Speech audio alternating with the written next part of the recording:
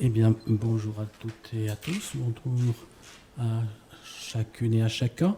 Je voudrais dire à mon tour à quel point je suis fier et honoré d'être ici aujourd'hui pour ce 60e anniversaire.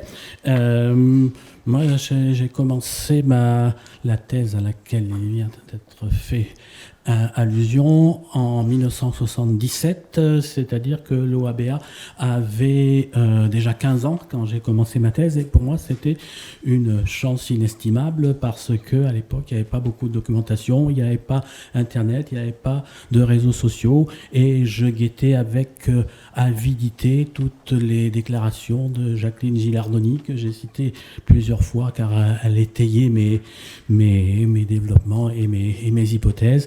Et donc, c'est une raison particulière pour moi d'être flatté et honoré d'être ici aujourd'hui. Vous avez présenté mon parcours universitaire et je vous en remercie vivement. Je vais peut-être me présenter un peu plus sur le plan personnel, pas pour raconter ma vie, mais parce que sur ce genre de questions, il est important de savoir d'où l'on parle. Eh bien moi, je vous parle depuis une ferme limousine où je suis né il y a quelques mois. Et je suis fils, petit-fils, arrière-petit-fils et arrière-arrière-petit-fils d'éleveurs limousins, tant dans la famille, dans la ligne maternelle que dans la ligne paternelle. Donc le monde de l'élevage, je le connais à ma façon, et j'ai toujours un souvenir particulièrement ému de ma mère qui riait quand elle avait vendu ses veaux de Saint-Étienne le matin et qui pleurait l'après-midi parce que le Popov ou le Gagarine allait partir à l'abattoir. Et il y a toujours ce contraste, ce paradoxe, ce déchirement du monde de l'élevage limousin, ce qui fait que je vous parle un peu d'ici. Et quand je suis un peu attaqué, j'adore ça, être attaqué, donc c'est plutôt une bonne chose, mais par des opposants au progrès de la cause animale, j'ai beau jeu de dire que je ne suis pas le bobo parisien que l'on veut caricaturer dès que quelqu'un veut protéger les animaux. Donc voilà d'où je pars. Je préciserai aussi que de ma petite ferme familiale, ça n'a l'air de rien, mais je suis allé à l'école primaire où j'ai appris à lire et à écrire. À compter, ça a été un petit peu plus difficile, mais l'école de primaire où je suis allé s'appelait l'école de Bête, donc BE accent circonflexe THEGT, un petit peu prédestiné à écrire la thèse L'animal en droit privé, dont vous avez fait écho tout à l'heure. Et en 1977, et la soutenir en 87, c'était l'assurance absolue de sacrifier à jamais tout espoir de devenir professeur agrégé des facultés de droit. C'était la garantie absolue que c'était perdu d'avance. Et il y a eu un petit dysfonctionnement dans le mécanisme de sélection des professeurs d'université. Je ne sais pas si c'est passé quelques instants d'inattention des membres du jury, et me voilà devant vous pour ces raisons-là. Et vous avez rappelé que ma carrière universitaire, vous ne l'avez pas rappelé, vous m'avez encore indiqué professeur à l'université de Limoges. Ce n'est plus d'actualité puisqu'il y a un peu plus de 2 ans, j'ai été frappé sauvagement par l'âge de la retraite statutaire, ce qui fait que je suis plus rien. Puisque j'avais renoncé à demander l'éméritat à l'université de Limoges, notamment parce que son président à l'époque s'honorait de la grande qualité d'être un des premiers chasseurs à l'arc en France, donc il y avait comme une incompatibilité. Et donc, avant d'arriver à la retraite, entre ma thèse et la retraite, j'ai aussi cultiver le droit européen des droits de l'homme, la jurisprudence de la Cour européenne des droits de l'homme, et je conseille à chacun d'entre vous de vous spécialiser aussi en droit des droits de l'homme, parce que lorsqu'il y a des manifestation un petit peu tendue, il y a toujours quelqu'un dans la salle qui dit oui, et pour que toute cette énergie que vous dépensez pour les animaux, et qu'est-ce que vous faites pour les droits de l'homme? Ça serait pas plus urgent de défendre les droits de l'homme que les droits des animaux? Et je réponds en deux temps. Et vous, qu'avez-vous fait de si remarquable en matière de protection des droits de l'homme?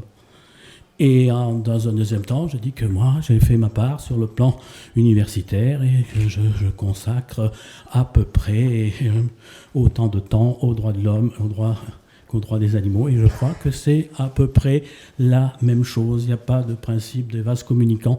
Et je citais, quand j'étais encore professeur, je citais toujours aux étudiants de première année, dès la première heure, cette phrase de mon maître à penser René Demogue, qui disait si on regarde bien le droit, eh bien c'est une chose infiniment belle, c'est un immense syndicat de lutte contre la souffrance de tous les êtres qui souffrent, parce qu'ils peuvent être fait du mal, beaucoup de mal. Eh bien, je crois que ça vaut aussi bien pour les animaux que pour les êtres humains.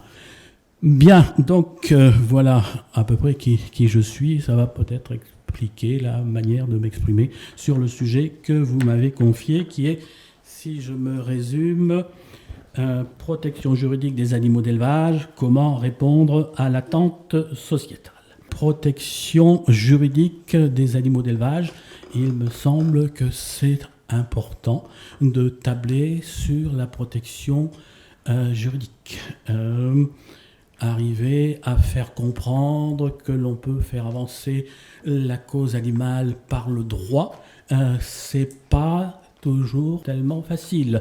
Il y a beaucoup de militants impatients qui ne jurent que par les actions violentes, et pour les convaincre que par le droit on peut y arriver aussi et plus durablement, eh bien il faut quelquefois batailler ferme et s'exposer à des insultes, des injures. Donc l'intitulé que vous m'avez proposé, je le prends comme une valorisation de l'action par le droit en matière de cause animale. C'est ce à quoi je crois depuis longtemps, et ce thème s'inscrit parfaitement dans cette perspective. Comment répondre à l'attente sociétale? Et l'attente sociétale, et comment la déterminer? Il y a bien sûr des sondages d'opinion qui se succèdent tous les mois, toutes les années, et 80 ou 90% des Français sont contre ceci, contre cela, contre la corrida, la chasse-à-courre, et ainsi de suite. Donc on voit à peu près ce qu'est l'attente sociétale, mais l'attente sociétale est toujours réévaluée, réinventée à l'aune de toute une série de théories philosophiques ou d'éthique, suivant que l'on est abolitionniste ou welfariste. C'est pas tout à fait la même manière d'entendre, de comprendre l'attente sociétale. Le maître mot de la Convention européenne des droits de l'homme vient d'un arrêt Eyre contre Irlande de 1979, qui est dit qu'il faut interpréter la Convention européenne des droits de l'homme de manière à ce que les droits soient concrets et effectifs et non théoriques et illusoires. Eh bien, à partir de là, moi, j'ai un peu tendance à m'éloigner des conceptions abolitionnistes, parce que ce qui m'intéresse, c'est que les choses deviennent concrètes et effectives et qu'elles ne restent pas théoriques et illusoires. On peut toujours, et c'est légitime, demander à grands cris l'abolition de toute forme d'élevage. Et on peut le demander avec d'autant plus de virulence qu'on est à peu près sûr que jamais rien ne sera fait pour qu'on y arrive. Quand on demande des choses absolument irréalisables du jour au lendemain, et qu'on se bute tant que tout n'a pas été fait en même temps, il y a peu de chances d'arriver à des résultats palpables, concrets, effectifs. Donc moi je suis plutôt utilitariste, juridique, plutôt welfariste, comme on dit quelquefois. Et sauf à remarquer que quand on choisit un objectif modéré, on peut le poursuivre avec un acharnement à toute épreuve. C'est pas parce qu'on n'est pas abolitionniste qu'on n'est pas quelquefois plus énergique que des abolitionnistes sur tel ou tel point. Donc voilà pour l'attente sociétale. Et maintenant, comment protéger, comment répondre à l'attente sociétale? Eh bien, je crois qu'il peut y avoir deux approches ou complémentaires. Le premier moyen de répondre à l'attente sociétale pour améliorer la protection juridique des animaux d'élevage, c'est d'abord de développer le droit animalier. Et le deuxième moyen, c'est d'essayer de mettre en place des règles spécifiques aux animaux d'élevage. Donc une partie assez générale qui ne concernera pas précisément et directement les animaux d'élevage, et une deuxième partie plus spécifique d'abord. Et si vous le voulez bien, si vous voulez partir, faire un petit tour, gambader, c'est le moment, parce que ça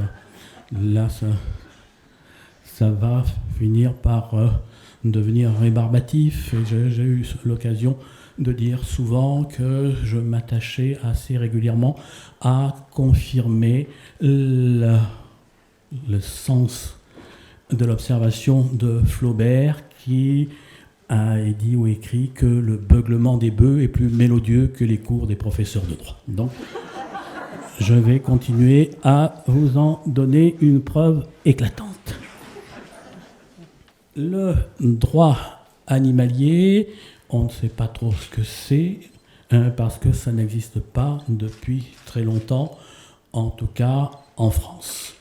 On peut le définir assez rapidement en disant que c'est l'ensemble des règles juridiques applicables aux animaux, étant bien entendu que ces règles juridiques sont destinées à les protéger, mais que les plus nombreuses ne sont pas destinées à protéger les animaux, mais à protéger les humains contre les animaux. Contre les animaux qui, depuis la nuit des temps, massacrent les ressources vivrières et font planer la menace de la famine, contre les animaux qui attaquent, contre les animaux qui propagent des maladies contagieuses. Donc le droit animalier, ça comprend aussi ces règles-là. Les règles qui protègent contre les animaux. Et il ne faudrait pas avoir seulement en point de mire l'amélioration des règles qui protègent les animaux. Parce que si les règles qui protègent les animaux évoluent alors que celles qui protègent contre les animaux sont toujours aussi drastiques, on n'aura pas avancé beaucoup sur le chemin. Il y a une hypothèse qui me terrorise pratiquement depuis quelques années. On a vu la surprise de la Covid-19, mais il y aurait quelque chose de moins surprenant et plus inquiétant pour les amis des animaux, c'est la rage. Il y a une dizaine d'années, un touriste était revenu du Maroc avec un jeune chiot dont on s'était rendu compte quelques jours après qu'il était porteur de la rage et qu'il avait déjà eu des contacts avec d'autres animaux du voisinage. Eh bien, le préfet de la Gironde avait déjà délimité les communes ou les cantons dans lesquels on irait s'emparer de tous les chiens et les chats pour les abattre immédiatement sans la moindre exigence de preuve qu'ils aient été contaminés. Et donc, une pareille hypothèse peut survenir demain ou dans 15 jours. Et bien là, on verrait à quel point les règles qui organisent la protection contre les animaux, y compris contre les animaux de compagnie, sont encore rigoureuses et même peut-être cruelles. Donc le droit animalier, c'est un petit peu tout ça. Hein, c'est les deux aspects, et c'est peut-être même un autre aspect.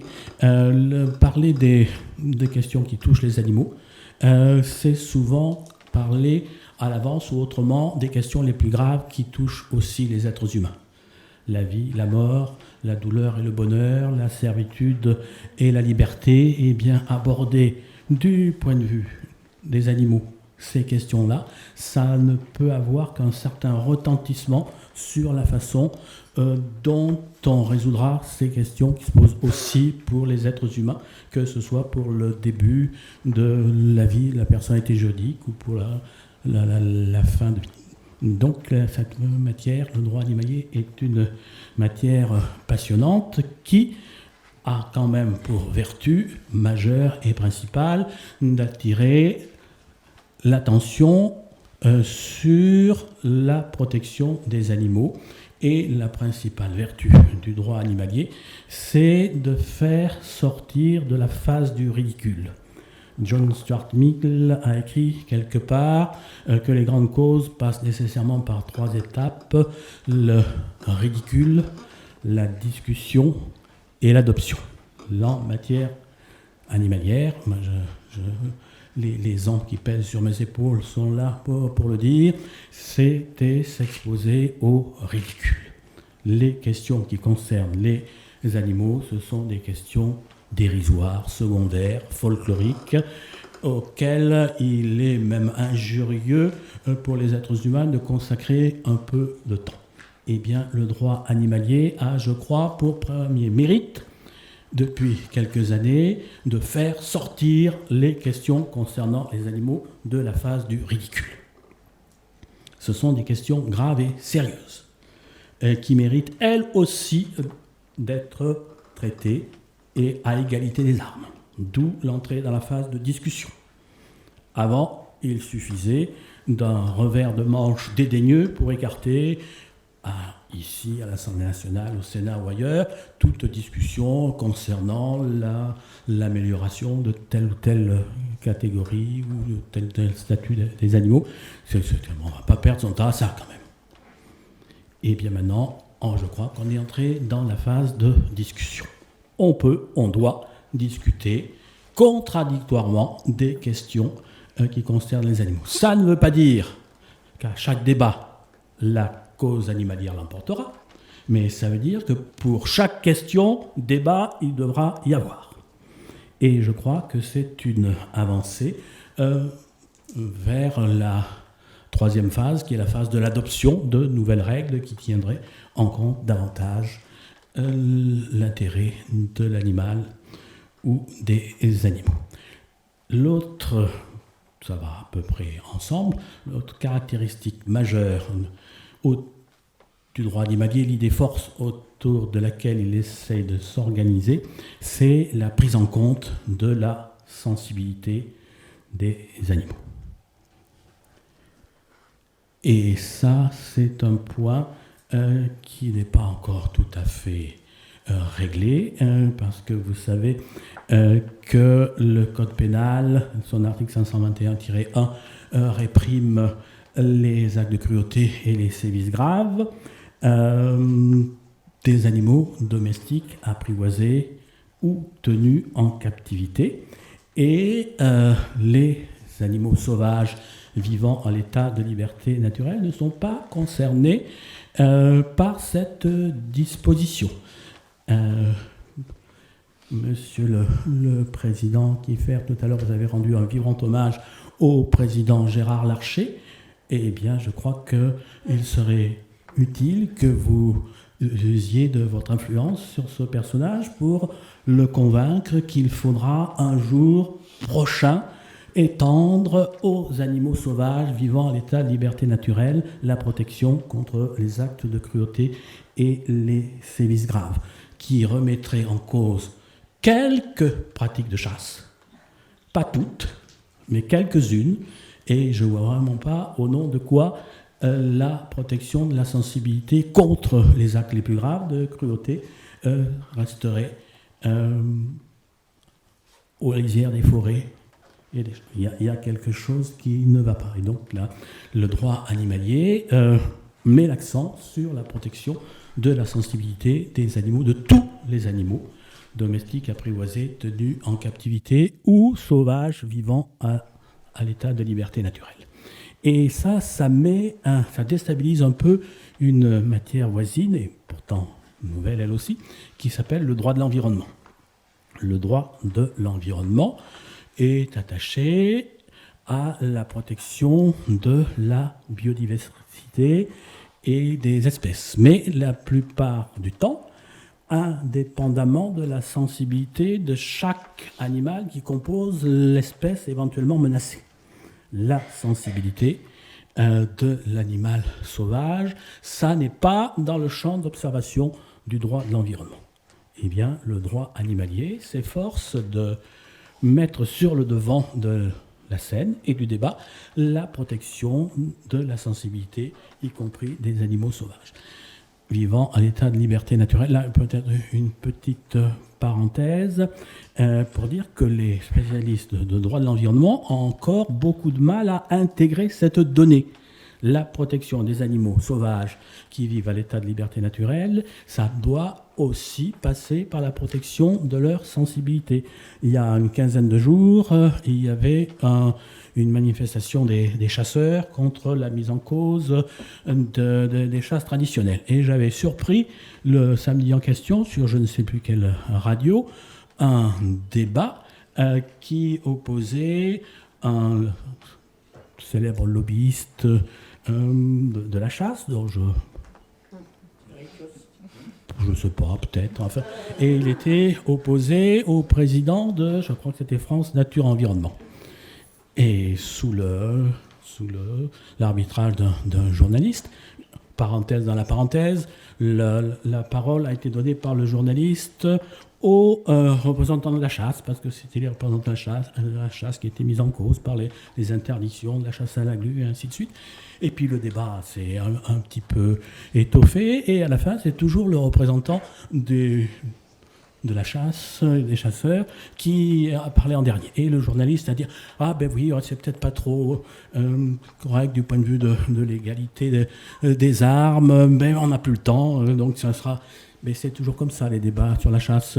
Le représentant des chasseurs parle en premier et parle en dernier. Mais enfin, c'était pas ça le plus grave dans ce débat. C'est que le représentant du monde des chasseurs a situé le débat sur lequel les chasseurs ont des arguments qu'on peut combattre, mais ils ont des arguments sur le terrain de la protection de l'environnement. Et il a dit, je vais vous annoncer une nouvelle inédite. Cette année, les conditions de reproduction ont été tellement médiocres que les chasseurs, sans que personne ne leur ait rien demandé, je ne suis pas sûr que ce soit tout à fait vrai, mais de leur propre mouvement, ont décidé de ne pas chasser le tétras cette année. Vous voyez comment les chasseurs sont intéressés à la protection de la nature et de la biodiversité. Et le représentant de l'environnement a dit « Ah ben oui, c'est bien ce que vous avez fait, heureusement qu'il y a des gens comme vous pour qu'on puisse débattre intelligemment pour faire avancer les choses. » Mais ce n'était pas la question. Que l'on suspende la chasse au tétras une année ou deux, c'est très bien, mais s'agissant des chasses traditionnelles, ce n'est pas une question de protection des grands équilibres, c'est une question de protection de la sensibilité des animaux vivant à l'état de liberté naturelle contre des pratiques cruelles. Eh bien, le droit animalier met cette question-là au devant de la scène. Et il y a encore un peu de travail pour que le droit animalier transforme les mentalités des protecteurs du droit de l'environnement. Je ne pense pas que ce soit incompatible, mais vous voyez l'originalité de la démarche du droit animalier, mettre ces questions-là au centre du débat et de la discussion. Et donc l'émergence du droit animalier met un peu en défaut le droit de l'environnement et met le vieux droit civil dans tous ses états, parce que vous savez que depuis la loi de 2015 à laquelle il a été fait allusion tout à l'heure, il existe dans le Code civil un article 515-14 qui énonce que les animaux sont des êtres vivants doués de sensibilité. Et c'est la première phrase de cet article, et il y a une deuxième phrase qui dit « Sous réserve des lois qui les protègent, les animaux sont soumis au régime des biens ». Cette deuxième phrase soulève généralement des appréciations goguenardes Là, regardez la première phrase, les animaux sont des êtres vivants doués de sensibilité, quelle avancée au pays de Descartes. Et puis la deuxième phrase, patatras, tout s'écroule, sous réserve des lois qui les protègent, les animaux sont soumis au régime des biens. Mais je suis désolé, mais la deuxième phrase est beaucoup plus importante pour l'évolution du statut de l'animal que la première. Elle dit d'abord que c'est sous réserve des lois qui les protègent qu'ils sont soumis au régime des biens. C'est-à-dire par défaut. S'il y a une loi qui les protège, ils ne sont plus soumis au régime des biens. Et lorsqu'ils sont soumis au régime des biens, ce n'est pas en tant que biens. C'est par le jeu d'une fiction juridique. Alors qu'auparavant, eh bien, ils étaient des biens et ce n'était pas par le jeu d'une fiction juridique. Et en droit, c'est important parce que les fictions juridiques sont d'interprétation stricte. Et puis, il n'y a pas que ça pour la loi de 2015, mais je ne vais pas en reparler pour la énième fois. Donc, ces questions-là ont bougé, ont évolué, et le droit civil, en France, il y a une petite ambiguïté dans l'intitulé du livre 2e du Code civil, mais pour le reste, les animaux en France ne sont plus juridiquement des biens. Ils sont soumis au régime des, mais ils ne sont plus des. Et c'est une révolution théorique qui est bien autre chose qu'une révolution symbolique, qui va très très loin et dont on n'a pas encore fini de mesurer les conséquences qui, à mon avis, se diffuseront au fil du temps, petit à petit. Et donc ce sont des données qui commencent à émerger. Je pourrais en donner un premier signe, mais c'est peut-être déjà tellement connu. Qui parmi vous a entendu parler de Delgado? Donc Delgado est un chien. J'ai eu de ses nouvelles dernièrement. Il est toujours vivant. Ça se passait un peu... Là, il y a eu un arrêt de la Cour de cassation, la Chambre civile de la Cour de cassation du 9 décembre 2015, alors que la loi est du 16 février 2015. Les faits qui ont abouti à l'arrêt de la Cour de cassation étaient antérieurs. Ce qui fait que la loi de 2015 n'a pas été appliquée, mais vous allez voir que l'esprit était là. Une dame a fait l'acquisition pour l'anniversaire de sa fille d'un chiot à une éleveuse professionnelle, un bichon maltais, Delgado, gentil comme tout. Seulement en grandissant, la famille s'est aperçue qu'il ne voyait pas plus d'un œil que de l'autre. En termes de droit de la consommation, ça s'appelle un défaut de conformité de la chose vendue. Et d'après le Code de la consommation, en cas de défaut de conformité de la chose vendue par un professionnel, l'acheteur déçu a le choix entre la restitution, la réparation ou le remplacement. Machine à laver ne marche pas, eh bien vous en prenez une autre. Ou alors, l'autre possibilité, eh bien, c'est de réparer le dommage consécutif au mauvais fonctionnement. Et bien là, on peut appliquer la même règle à un chiot d'élevage si c'est un bien de consommation. Seulement, ce qu'il faut savoir, c'est que le vendeur professionnel, lorsque l'acheteur déçu a exercé son choix, peut répliquer en disant « Écoutez, moi, je vous propose celle des deux modalités qui me reviennent moins cher. » La maîtresse de Delgado ne voulait pas entendre parler du remplacement. Elle voulait garder le chien auquel sa fille était attachée. Et ce qu'elle souhaitait, c'était la réparation, c'est-à-dire 2 opérations. Une pour chaque œil.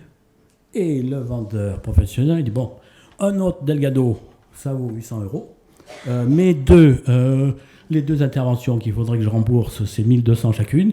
entre 800 € et 2400, moi, je choisis le remplacement. Venez en chercher un autre.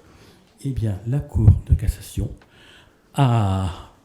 reprenant un jugement du tribunal de Vannes, a dit qu'un animal de compagnie destiné à recueillir l'affection de son maître est un être unique et irremplaçable. De sorte que l'option du remplacement prévue pour les biens n'avait plus lieu d'être. Et il y a un petit épilogue à l'histoire. Le droit animalier, ce qui est important, c'est bien qu'il émerge, mais c'est aussi qu'il soit mieux connu, mieux diffusé. Et il se diffuse sur le plan doctrinal par un certain nombre de thèses, notamment celle de Sonia Desmoulins-Cancelier il y a quelques années sur l'animal entre science et droit, quelques autres. Une revue qui s'appelle la Revue semestrielle de droit animalier, qui a tous les 6 mois un dossier thématique. Là, j'ai pris le numéro dans le dossier thématique qui est l'élevage industriel. Et donc, la connaissance du droit animalier se diffuse du point de vue doctrinal. Elle se diffuse aussi par l'enseignement. Enseigner le droit animalier, c'est faire en sorte que les prochaines générations de magistrats, d'avocats seront mieux à même d'appliquer dans un sens progressiste les règles du droit animalier. Et ça se diffuse aussi. Alors, vous avez fait allusion, et je vous en remercie, au diplôme universitaire de droit animalier, le premier en France qui avait été créé avec Lucille Boisseau-Sovinski en 2016 à Limoges-Brie, mais depuis, il y en a un à Aix-Marseille, dirigé par le professeur Olivier Lebeau. Il y en a un à Brest, avec le doyen François-Xavier Roudémar. Et c'est ce DU de François-Xavier Roudémar qui me ramène au chien Delgado. Le doyen m'avait invité à venir faire une sorte de conférence inaugurale où je me demandais à chaque étudiant de poser une question en droit animalier. Et je suis venu à parler de l'affaire Delgado. Et avant d'entrer dans les détails, je dis que ça s'était peut-être pas déroulé très loin, puisque c'est le tribunal de Vannes qui s'était prononcé le premier. Et au moment où je disais ça, il y a une étudiante qui dit « Mais c'est mon chien !» Ah, c'était après la fin de ma carrière universitaire, mais jamais j'ai eu de souvenir plus émouvant que celui-là. La maîtresse du chien Delgado, qui a fait avancer le droit français de manière considérable, puisque là, on voit bien que le lien d'affection a été mis en avant pour écarter le régime des biens. Bon, la deuxième partie était consacrée aux règles spécifiques aux animaux d'élevage. Là, je dirais peut-être juste une chose qui a été mise en évidence dans le résumé des 60 ans de l'OABA.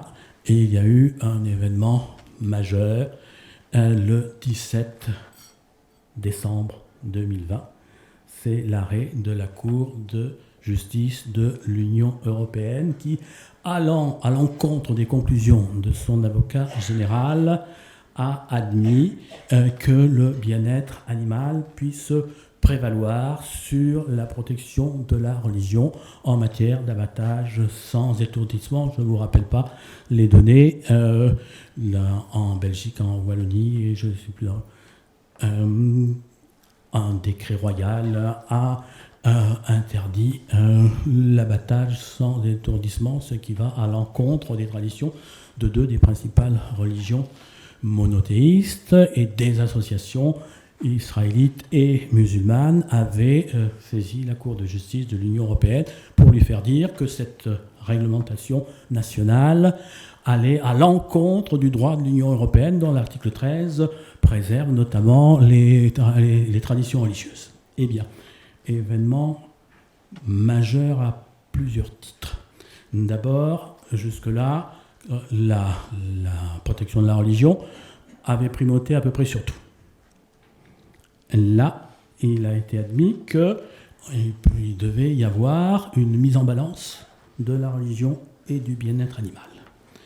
Et beaucoup plus et beaucoup plus important, la Cour de justice de l'Union européenne a considéré que dans cette mise en balance, le bien-être animal, dans ce cas-là, l'emporter sur la protection des convictions religieuses, c'est quelque chose d'à peu près sensationnel. En France, à l'Assemblée nationale notamment, ça lève l'obstacle majeur qui était toujours opposé à l'interdiction de l'abattage rituel, voire à l'étiquetage des produits d'origine non halal ou non cachère.